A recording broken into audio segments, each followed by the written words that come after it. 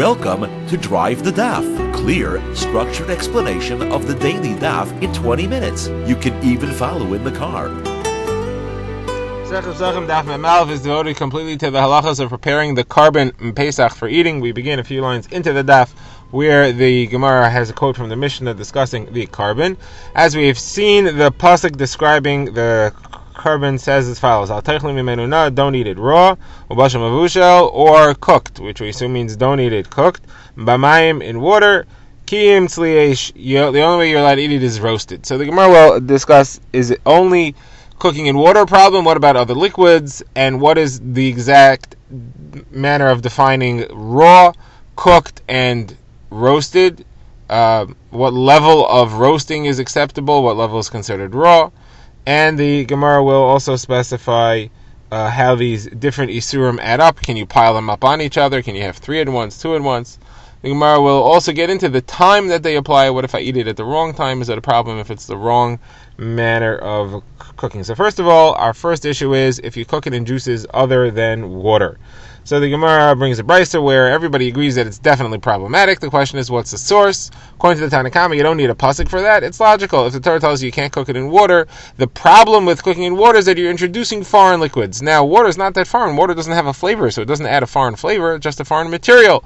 So if you were to cook it in fruit juice, which not only is it a foreign material, it also has a foreign flavor, that would definitely be problematic. According to Rebbe, that is not necessarily true. There is Xeris HaKasav. There is a pasuk that says that it's problematic, and that is the one which says Ubashel Muvushal, extra word. It should just say that it can't be cooked. It doesn't have to use 2 words, cooked up. That extra word is to teach me that you cannot cook it in other juices besides for water. Now, the Gemara says they both agree about the halacha. What's the difference? The Gemara says there's a case that's a practical difference between the two, and that's if you put the carbon meat into a pot without any liquids or water and put that on the fire. It will come out with its own juices, and we do consider that cooking. However, there is no foreign matter. So according to the Tanna Kama, that foreign matter is the problem, so this is okay. According to Rabbi Yehuda Hanasi, Rabbi, that the problem is that it cannot be called cooked. This is called cooked, and it would be problematic. Now the Gemara says, what does the Tanna Kama do with the extra phrase bashal mavushal, the extra word? What's that for? So the Gemara says that's to teach me that you cannot cook it after roasting. Not only is it a problem to cook it in the first place, there's also a problem to cook it after roasting. Now the Gemara is going to show that the subject of, do we consider something to have changed its method of preparation if you do a secondary thing to it? Do we follow the first activity or the second activity? That's a machlokes, but here the Torah tells us you definitely cannot cook after the roasting. Where's this machlokes about first activity or second activity? So the Gemara has a machlokes between Rabbi Meir and Rabbi Yehuda Hanasi if you cook matzah after you bake the matzah. The matzah has to be bread, which means it has to be baked. What if you go ahead and cook it afterwards? So according to Rabbi Yossi, cooking afterwards changes the way you define it, and it's no good. You cannot use it for matzah anymore. It's not called cooked. We will follow the later thing. According to Rabbi Meir, no, we won't follow the later thing. It's still called baked. It's not a problem. The Gemara adds in the rest of the brisa there, they all agree that if you soak it in water, that doesn't change it. But the machlokes is, if you cook after baking, does that change it from a baked food to a cooked food? Now the Gemara says, though, that you may think that the same argument would apply to if you cook a carbon Pesach which is roasted. Does it now become cooked? The Gemara says, no.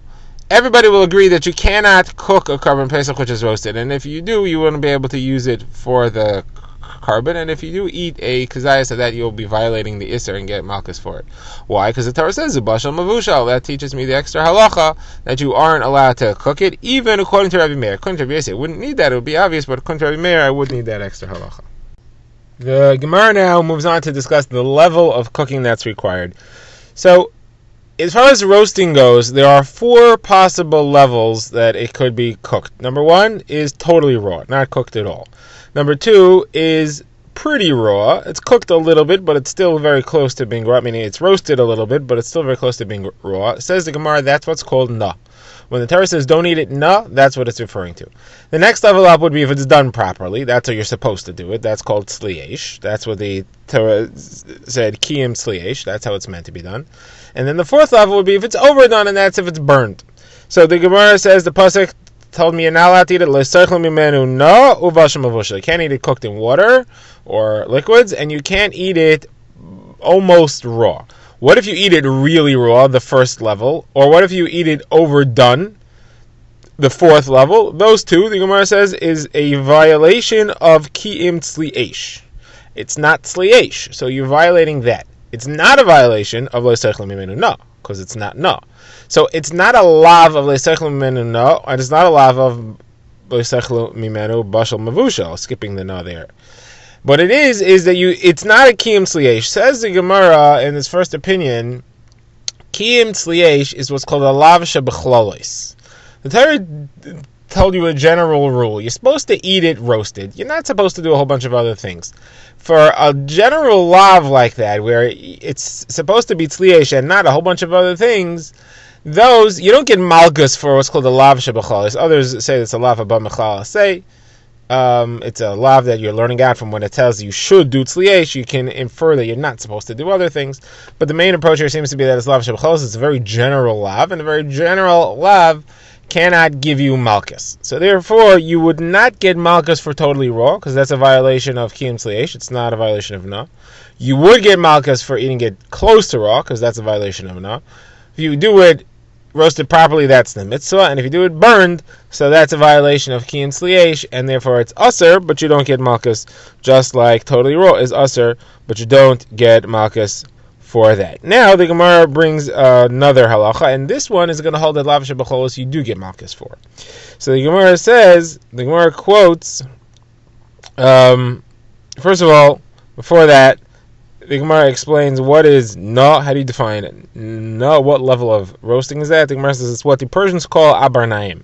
That's called na. Okay. Now, the Gemara says if you cook it, but you cook it in hot springs water. It's a hot springs water. So does that count as cooking or not? So the Gemara quotes, Rabbi Chisdu says, you're chayiv, you get malchus for that. The Gemara says, why should you get malchus for that? In Hilchos Shabbos, you don't get malchus for that. You don't have to bring a carbon for that. Not an Isser D'Oraisa to cook in hot springs water. It's only an Isser D'Oraisa. It's only called cooking Mid'Oraisa if it's in water that's heated by a fire. Hot springs water is heated by geothermal energy, whatever it is. So that's not called cooking Mid'Oraisa. Why is it called cooking here?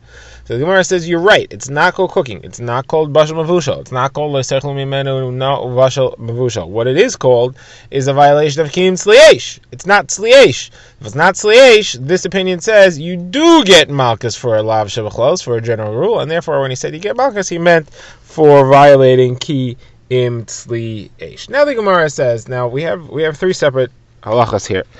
The pasuk said al techel mimenu na. The al techel also applies to bashal mavushal. So you have a lav not to eat it na, you have a lav not to eat it cooked, and then it says kiyum tzliesh. Question is, how do they apply together?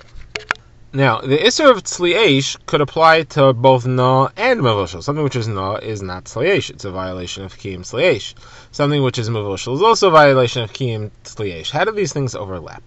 So Rava says you get malchus for each of them, and they overlap. So if somebody eats it na, he gets two sets of malchus, one for na and one for violating kiyum tzliesh. Somebody who eats mavushal also gets two sets of malchus, one for bashal mavushal and one for kiyum tzliesh.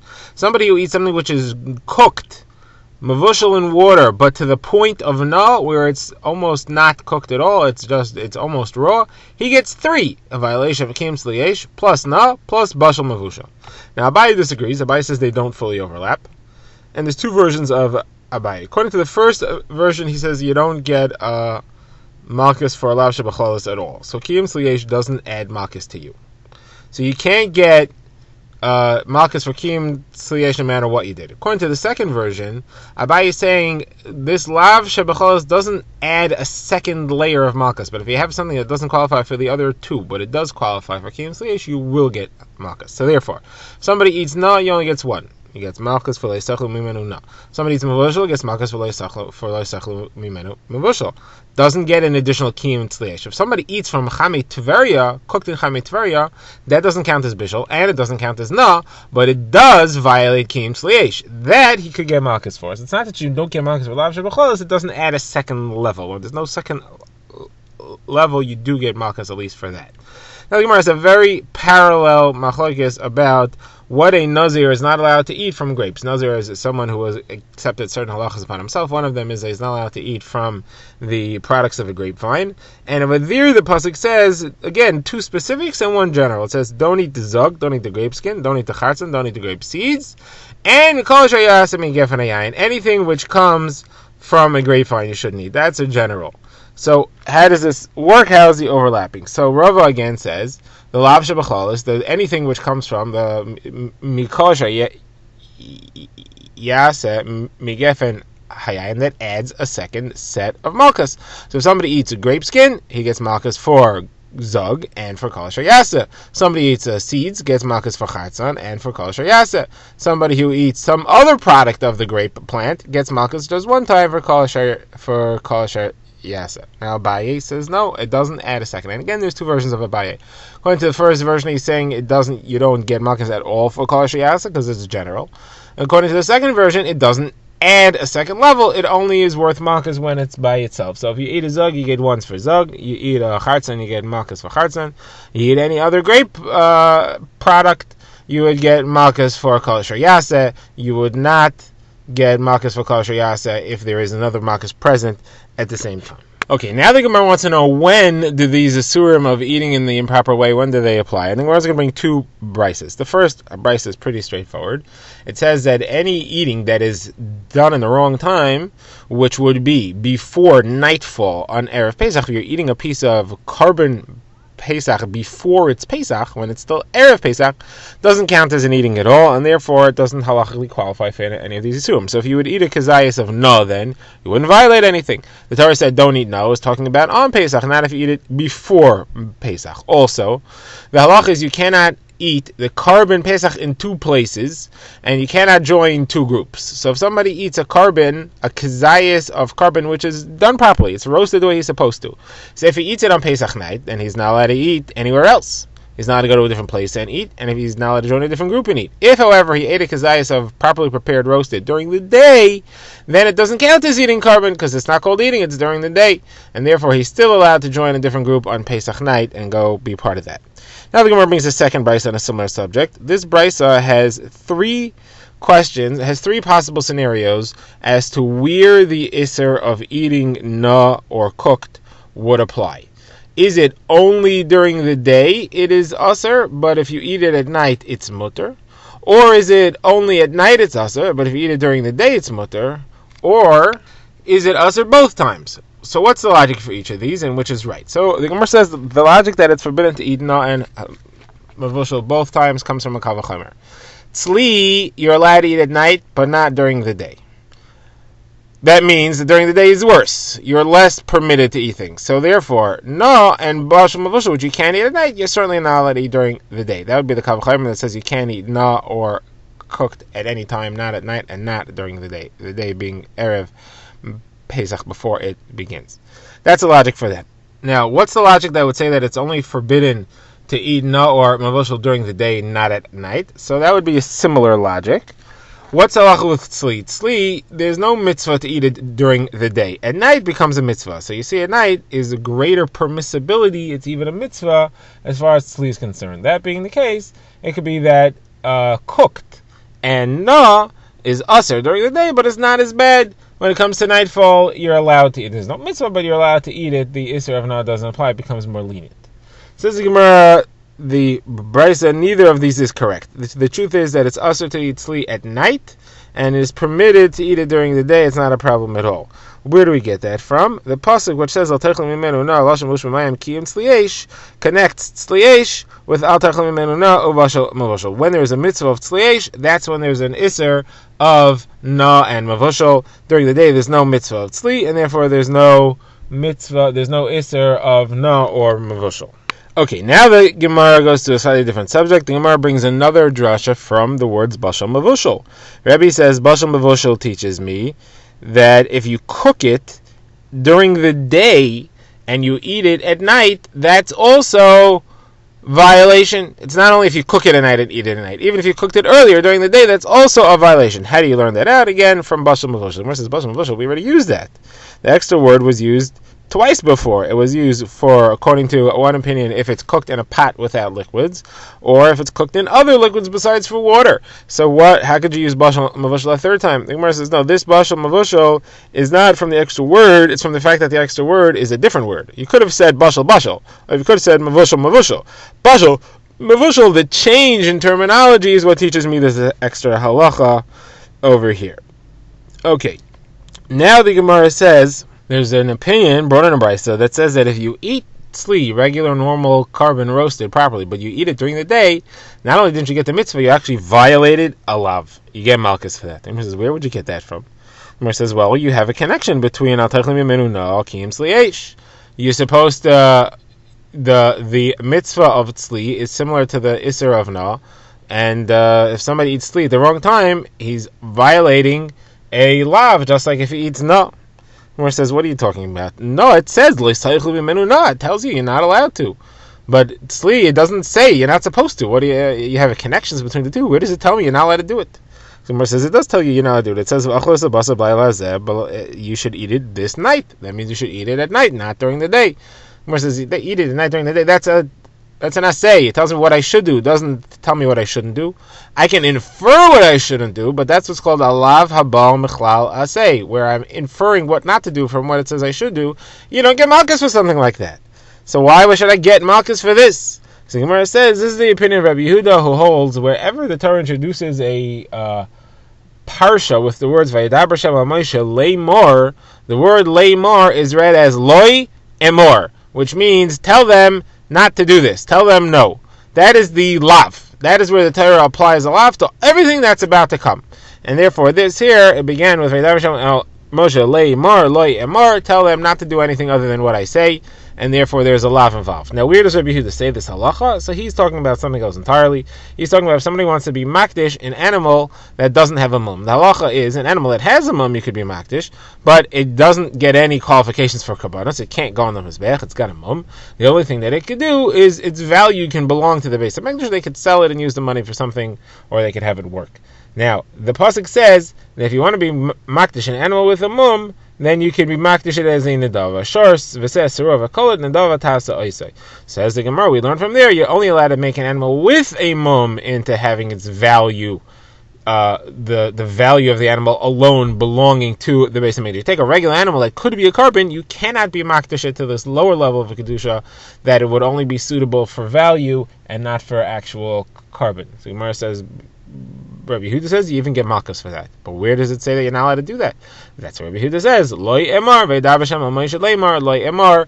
Tell them not to do anything other than what I said. You're only allowed to be makdish an animal which has a mum for lower level kedusha. You cannot be makdish something which could be higher level kedusha as a lower level. Drive the Daf is a project of the Grand Woodlands Shul and is presented by Rabbi Yitzchak Landa. Find us on YouTube or subscribe to daily emails by emailing drivethedaf@gmail.com.